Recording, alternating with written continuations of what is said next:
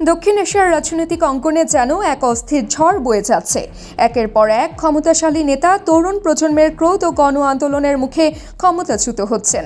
শেখ হাসিনা ও নেপালের সাবেক প্রধানমন্ত্রী কেপি শর্মা ওলির পতনের পর এখন আলোচনার কেন্দ্রবিন্দুতে ভারতীয় প্রধানমন্ত্রী নরেন্দ্র মোদী। গত বছরের 5 আগস্ট বাংলাদেশের দীর্ঘদিনের প্রধানমন্ত্রী শেখ হাসিনা হঠাৎই ক্ষমতাচ্যুত হন। জনরোষে ফুঁসে ওঠা ঢাকার রাস্তায় তখন লাখো তরুণ তরুণীর ঢল। রাষ্ট্রযন্ত্রের শক্তি ভেঙে পড়ে মুহূর্তেই।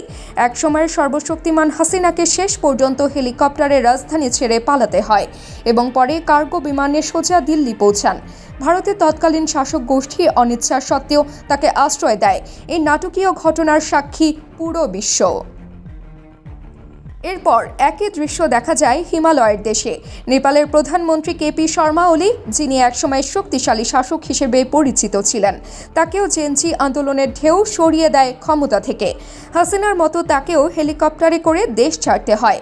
পার্লামেন্ট ভবন থেকে প্রধানমন্ত্রীর বাসভবন পর্যন্ত সব জায়গায় তরুণদের দখল প্রতিষ্ঠা নেপালের ইতিহাসে নতুন অধ্যায় রচনা করে। বিশ্লেষকরা বলছেন, এই ধারাবাহিক রাজনৈতিক অস্থিরতা এখন ভারতের শীর্ষ নেতৃত্বের জন্য সতর্কবার্তা। নরেন্দ্র মোদীর বিরুদ্ধে দীর্ঘদিন ধরে জমে থাকা ক্ষোভ নানা অঙ্গনে বিস্ফোরণের অপেক্ষায়।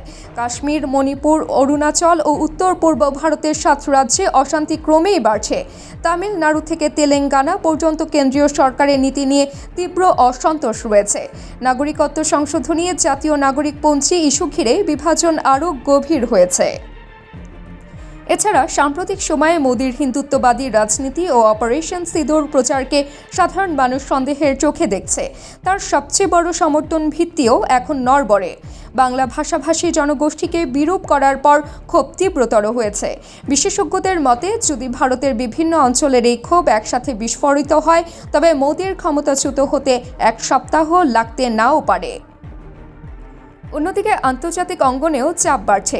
সাবেক মার্কিন প্রেসিডেন্ট ডোনাল্ড ট্রাম্পের নীতিতে অবৈধ অভিবাসীদের ফেরত পাঠানোর উদ্যোগ ভারতের জন্য নতুন সংকট তৈরি করেছিল।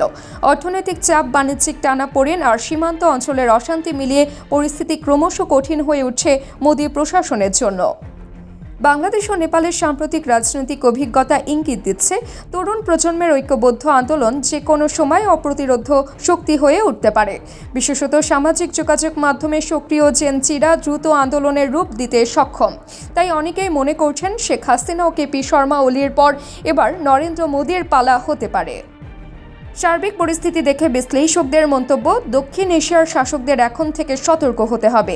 জনগণের প্রত্যাশা পূরণে ব্যর্থ হলে এবং বিভাজনমূলক রাজনীতি চালিয়ে গেলে আর হেলিকপ্টার ছাড়া অন্য কোনো পথ খোলা থাকবে না।